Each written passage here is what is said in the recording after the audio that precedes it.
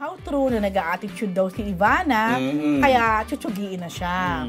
Well, correction daw, unang-una, nandiyan pa si Ivana, but it's true na mawawala na siya sa Batang Quiapo dahil ayaw na, pagod na. Usap-usapan ngayon sa social media ang di umano'y dahilan ng bali-balitang pag-alis ng karakter ng aktres na si Ivana Alawi sa Batang Quiapo bilang si Babos. Dahil isa sa sinasabing dahilan dito ay ang pag-a-attitude di umano ni Ivana sa gitna ng taping. Napag-usapan ang isyong ito sa online show na Marites University na pinangungunahan ng mga host na sina Jun Nardo, Mr. Fu, Rose Garcia at Ambet Nabos.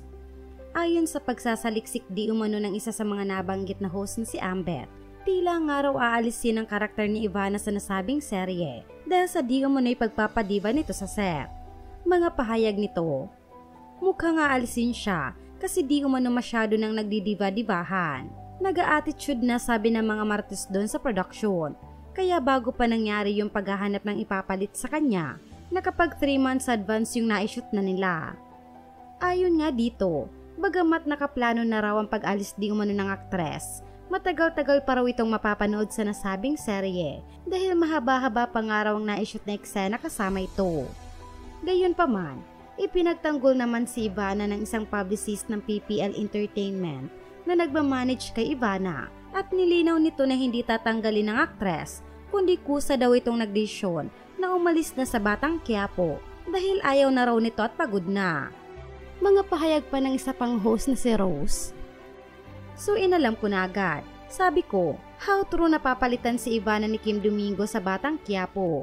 And how true na nag-attitude raw si Ivana, kaya tsutsugiin na siya. Well, correction daw. Unang-una, nandyan pa si Ivana, na baka hanggang end of this month pa ang taping niya. It's true na mawawala na siya sa Batang Quiapo, dahil ayaw na, pagod na. That's the statement na sinabi sa akin. Ayaw na, pagod na. Pagod na siguro si Ivana. Kung papansinin ninyo si Ivana, hindi naman talaga siya yung ano. Ang gagamitin kong term, hayoko yung anong-ano na magka-project. Saka tinanong ko yung about sa diva attitude. Hindi raw.